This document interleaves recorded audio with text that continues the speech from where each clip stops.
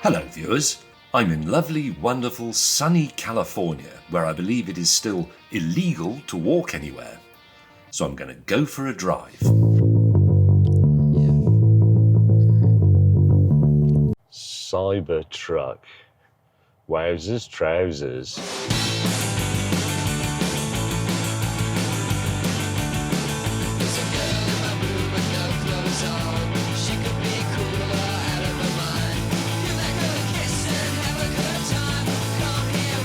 Now, we're supposed to think of this car as radical. I'm not talking about radical technology. In most respects, it's just like an electric car and specifically a Tesla.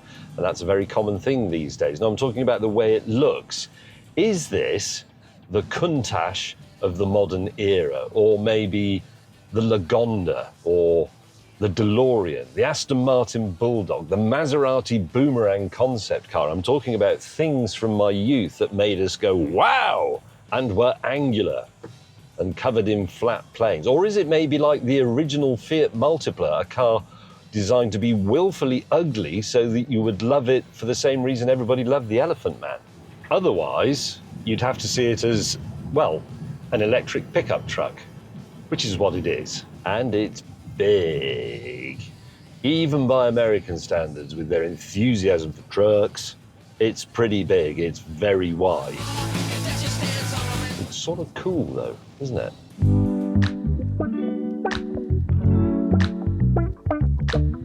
On the face of it, this is a very simple shape. You can imagine making a little model of this out of folded paper. If you look at something like that Dodge Ram over there, that's full of very complicated shapes, compound curves and so on. It's a very, very involved bit of tooling. But once you've made the tooling, obviously you can bang them out in the hundreds of thousands. We know that the engineers found this very difficult to do. I mean, I think it's got quite a happy face, which I like.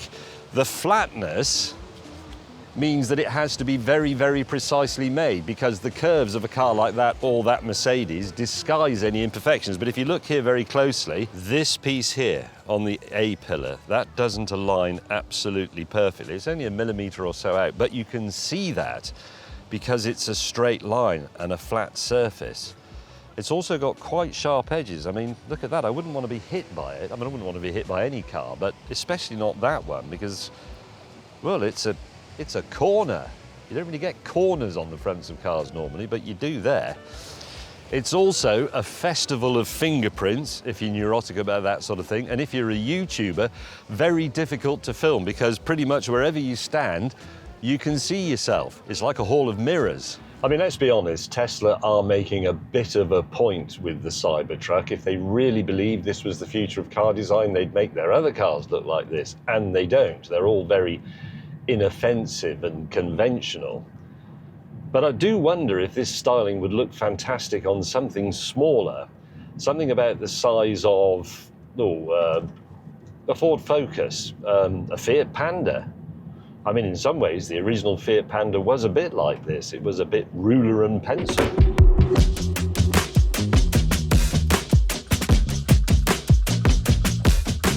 There is something else to consider with things that are supposedly flat. Now, if we go back to Rolls-Royce, when they used to solder their own radiator grills together by hand, the blokes who did that knew that they had to actually make them very slightly bulbous. Because if you make things perfectly flat, especially when they're shiny, they appear to be slightly shrunken, slightly deflated. So I'm curious to know exactly how flat this is. And for that, it would be very convenient if somebody had, I don't know, a steel rule. There you go. Now the bonnet, very obviously, has a bit of a curve to it. Very obviously that does as well. But what about the flanks? This door. Oh yes, you see, it is very, very slightly convex. Very, very slightly convex that way. Oh, that one's almost completely flat. Very slightly convex. Flat. Slightly convex. Flat.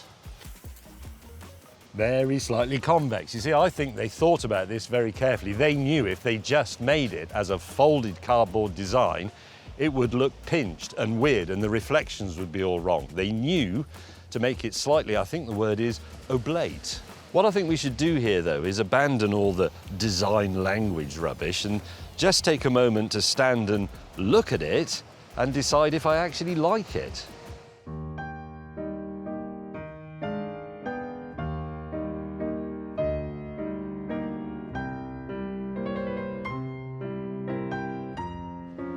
Yes, I do. It's not on sale in the UK. It's not on sale in Europe. I don't even know if it's allowed in Europe, but it's definitely allowed here. There's an amendment about it that's been added to the American Constitution.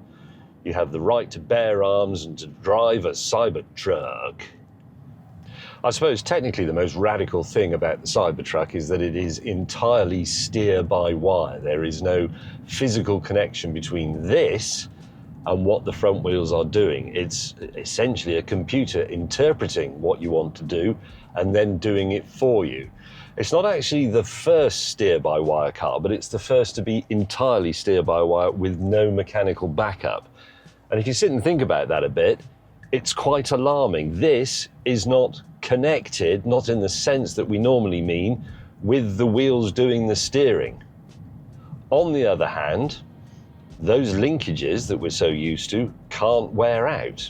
And this car can do quite clever things like steer all four wheels, have a very tight turning circle for one so big, and require very small and gentle inputs, which is why it has, well, we'd have to call this a steering yoke rather than a steering wheel. This makes you feel very good because you can pretend you're flying an airliner. What a pleasant view. I think the clever thing that Tesla have done is to reassess what might be important to people in a car and even identify things that people didn't recognize as being important. I don't think people just buy them because they think, oh, it's green transport. It's also because the things that matter are given precedence. So they're easy to drive, they're quiet, they're connected. You can fuel them at home. Something I would just like to say about the Cybertruck is it's got the quietest electric windows I've ever encountered. Look at that. I think that's probably better than an S-Class. Road markings in America are written, the ones that are actually on the road surface, I mean, in the order in which you pass them so that they read correctly. So it says PED crossing, which is PED X ING, but I always read them top to bottom. So to me that says zing ped. One just there said ahead stop.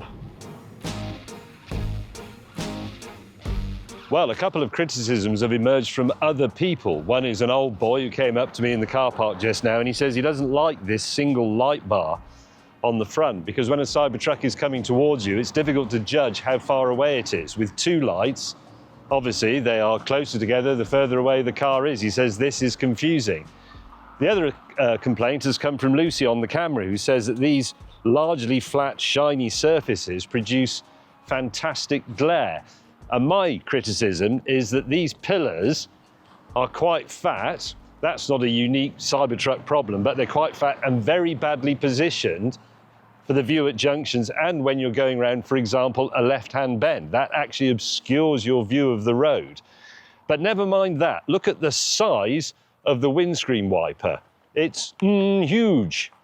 Look, they put a wiper on and then they thought, no, we need another wiper on the wiper. And there it is.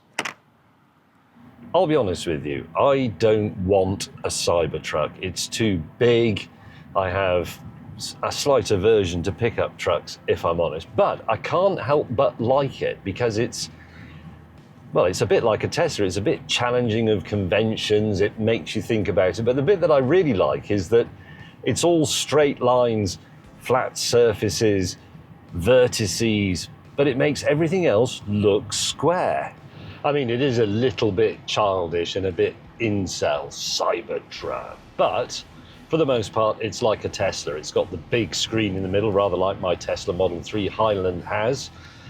And I'm in two minds about screens. They're great because they declutter the car, they feel modern, you can reconfigure them and all that sort of thing. And most of the stuff on there is set and forget. But it remains true that to say alter the temperature, you have to look and touch things if you're not going to use the voice control.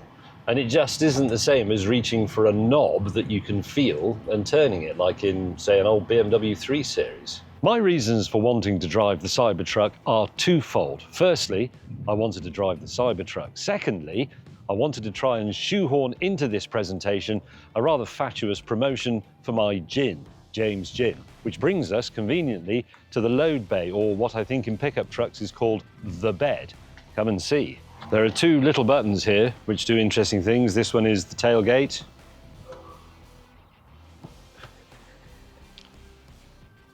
I didn't ask you to lock.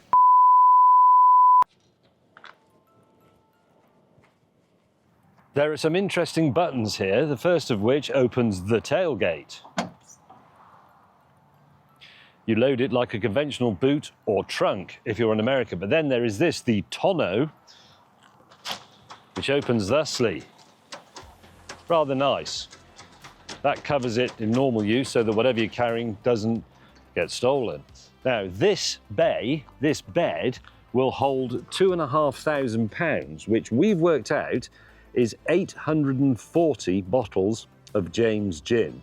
A pallet of James Gin, such as we export to the States currently, holds 600 bottles, so that's well over a whole pallet. We don't have that many bottles here to test this out, but if you have a Cybertruck and a serious gin problem, perhaps you could try that and let us know. In the meantime, I'd also like to try and experiment, because one of the things the Cybertruck reminds me of is pinball machines. Most pinball machines, certainly when I used to play pinball, were designed in such a way that you couldn't put a glass of beer or wine on them, because the makers were always worried that the beer would be spilled into the mechanism. They're very complicated, they're electromechanical, and they become complicated and expensive to repair.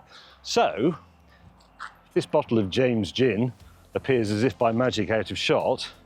We can see where on the Cybertruck, yes, it'll stay there. It'll stay, no, it won't stay on the tonneau. Yes to the roof. Obviously not, oh, could you, no. Get a sliding shot here. Not on the windscreen, and no, not on the bonnet either. So, in short, if you have a Cybertruck and you're parked up and you wish to display your bottle of James Gin Asian parsnip on it whilst you enjoy one in the sun, it's the roof, or where else did we decide? The tonneau. It just grips on the tonneau, but not on there. I hope that was useful. James Gin, available at jamesgin.com.